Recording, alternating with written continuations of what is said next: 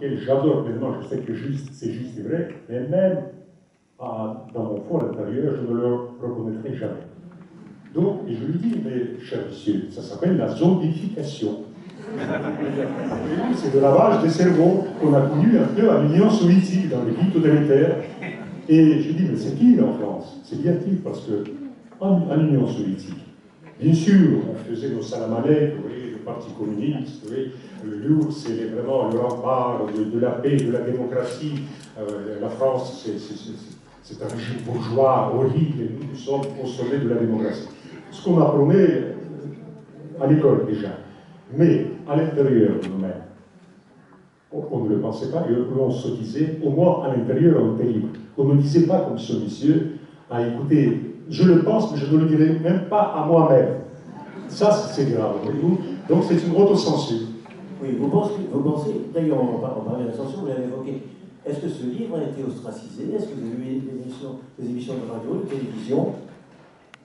Non, ça ne marche pas comme ça en France. Voyez-vous, quelqu'un qui disait, dans un pays totalitaire, dans lequel j'ai vécu quand même longuement, vous voyez, jusqu'à 30 ans, donc je l'ai bien connu.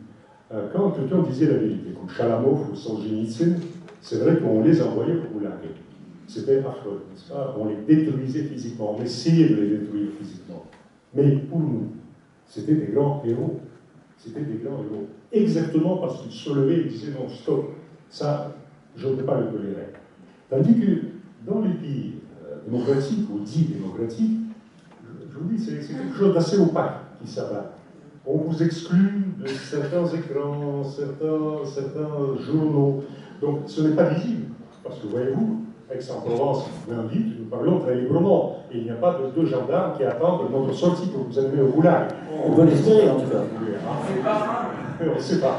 En Guyane. Oui, non. C'est quand même c'est un grand plus. Et voyez-vous, il y a quand même beaucoup de monde qui nous écoute. Et les gens n'ont pas peur de nous écouter.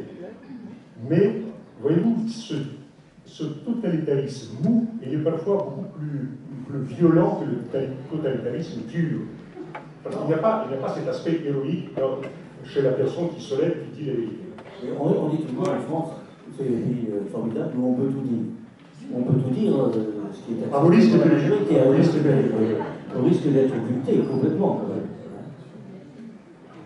Alors, on peut dire un mot quand même sur les hussards, ces jeunes qui se réunissent. Ça existe ça? Est-ce qu'il y a encore des cercles comme ça d'intellectuels révoltés dans notre jeunesse française? Oui, sans doute, ça existe, c'est des jeunes identitaires, ça existe, et le livre sert pas du tout, ne nous sert pas à leur tresser des lauriers, pas du tout. Moi je pense que c'est une impasse, oui, c'est une impasse parce que toute division, que ce soit une division confessionnelle, ethnique, raciale, c'est toujours une impasse. Il faut essayer de trouver le respect de tout livre, mais en comptant à 100% sur son respect. Vous voyez, ça doit être parfaitement mutuel. On ne peut pas respecter quelqu'un qui vous gifle, ou qui vous met des bombes, n'est-ce pas, ou qui rejette votre mode de vie, ou qui rejette, qui ne veut même pas connaître votre histoire. Parce que cette France, là, je passais sous cette belle porte du beffroi près de la mairie, et j'ai vu une plaque de marque que vous connaissez sans doute, la libération d'Aix-en-Provence. Et donc, bien sûr, toujours les Français, ils mettent un paquet sur les glorieux Américains qu'ils ont libérés, etc. Et j'oublie complètement leurs compatriotes. Et l'un de ces compatriotes, c'était Jean-Claude Servan-Schreiber, à qui je consacrais un livre. Il était là, il a libéré cette ville, il a libéré Toulon, etc. Et ce qu'il me racontait, ce n'est pas du tout pour se glorifier. Il me disait, écoutez, si vous pouviez juste mettre dans votre livre le nom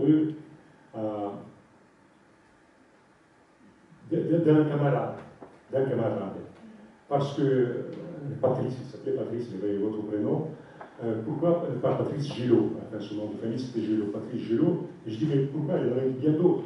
Mais parce que c'est un tankiste, comme Jean-Claude Servan-Schreiber, il était tankiste, pas Jean-Jacques, Jean-Claude. Et ce Gillot, ce Patrice Gillot, est mort pour la France en libérant Toulon à l'âge, tenez-vous bien, de 18 ans. 18 ans. Donc, au début, ça me paraissait 18 ans, mais enfin, bon, c'est un soldat parmi d'autres. Mais 18 ans, pas de famille, pas d'épouse, parce que 18 ans, on n'est pas marié, surtout il a commencé à se battre à 17 ans comme volontaire.